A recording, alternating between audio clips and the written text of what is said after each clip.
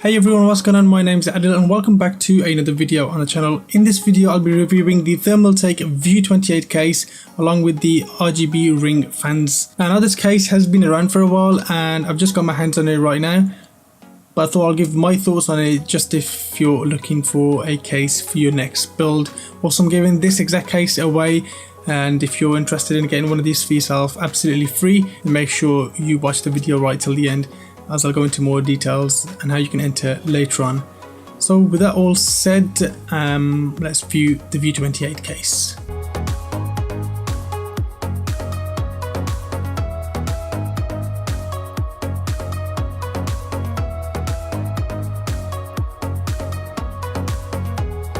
Now the View 28 isn't one of your ordinary cases. It comes in this gold wing design with the side panel wraps around the side and top of the case, so you can have a clear view from the side of the PC and the top of the PC, which gives you a better experience and more satisfaction after building a fantastic looking PC. But if you're thinking of mounting fans to the top of the case, then you may as well forget it. Stop the video, find another video on another case, because this one's not going to cut it for you. But no, seriously, stick around because you might actually even change your mind once you watch this video, or you may not. Now, considering the price of this case of around £60 here in the UK and $80 in the US, this can be a mind changer for you because it comes at a relatively low cost, which puts it at the lower end of the PC case market. Thermaltake make these cases in two editions, the RGB ring edition and the standard RGB edition. Now the only difference between these two cases is that the ring edition comes with a ring edition or ring RGB fan installed at the rear of the case, hence the name ring RGB edition, and the other one just comes with a standard fan, hence the standard RGB edition. Well, it's not called standard RGB, I'm just making it up, it's just called RGB edition. Now both of these cases come with an LED switch and the respective fan hubs to control the LED lights installed in the case, as well as the fans. So you can install RGB ring fans on your standard version or the RGB version, which will give you the exact same result and end up having the ring edition case even if you never got that one.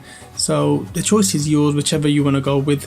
If you go with the ring edition, then you get one additional fan, and if you go with the standard edition, that means you'll just have to replace that fan if you want the all-out ring edition look. So let's take a look at the front of the case. Now you have a shiny and reflective semi-transparent cover at the front, and to the top of that you have this concave cutout which looks like a subwoofer, and it's not meant to shake your house with the bass it provides, but actually meant to light up the case with this RGB light flowing through.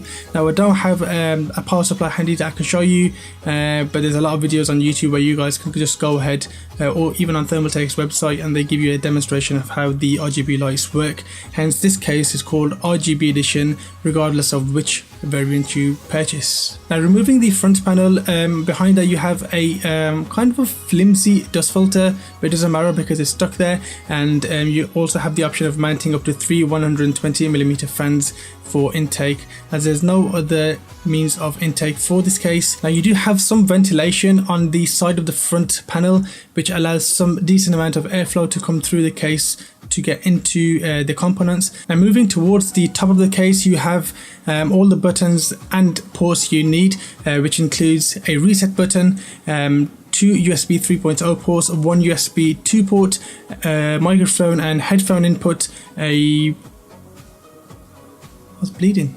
an LED switch control, and the power on and off button. So that you have pretty much all the basics you need. Now moving to the main feature of the case is the side panel, which wraps around the top of the case.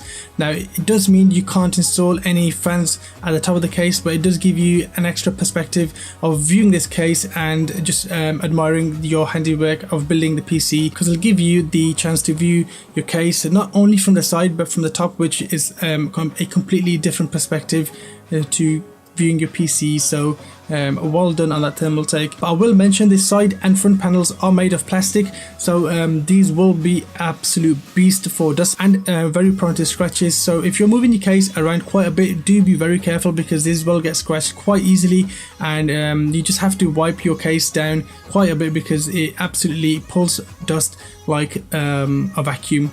So be careful of this, keep wiping them down, and the overall build quality of the plastic used is not too bad, so there shouldn't be any problems in terms of quality, but you just have to be careful when using this case because it will get scratched quite easily. And on the other side you just have a solid panel, which is probably better so you don't get to see your crappy cable management skills. Not like mine's any better, but anyways, probably better than yours, maybe not. Talking about that side panel, if you remove the side panel, you can see there's not a lot of room for cable management. At the bottom where the power supply is, if you install a larger 180mm power supply, which everybody tends to go for because they think larger is better, then you're not going to have much room, or maybe no room, for maneuvering your cables around. So it will mean you'll have to remove the hard disk cage, which has 6 screws, some at the bottom and some at the top, which is a bit of a pain in itself. But once you remove them screws and remove the hard disk cage, you'll have more than enough room to play around with the cables. And the only question is, how easy will it be to get that hard disk cage back in there? And there are a lot of options of mounting SSDs in this case, but if you're mounting a 3.5-inch hard disk to this case, then there is nowhere else to put that cage, as it only has one spot. So it's a bit of a disappointment there, to be honest, because you can't install the hard disk anywhere else. So if you've got SSDs and you don't need the hard disk cage, then cable management will be a breeze for you. If you do have 3.5-inch hard disk and not many SSDs, then pretty much screwed. Yeah. Now you do have a dust filter for the power supply, which you can remove while the case is on its feet, so you don't have to lie on the side like me and pull it out, but you just simply pull it out while the case is on its feet, clean it up and then pop it back in. So that's pretty convenient to have there. Now on the rear you have 8 PCIe brackets, which are screwed in by standard screws, so you will need a screwdriver to open these and close these every time you do go in there. Now how many times do you guys actually open your PC and go into there? For me, once it's done, it's done. You don't really go into there, but if you do need to open it, then you will need a screwdriver. So they haven't given thumb screws, which would have been ideal, but I mean, it is what it is, you can't complain. And next to that you have 2 vertical PCIe bracket mount things to install your graphic cards vertically, and if you need to do that, then you will need to buy a riser cable separately, because one does not come with this case, unfortunately, so you'll have to buy your own.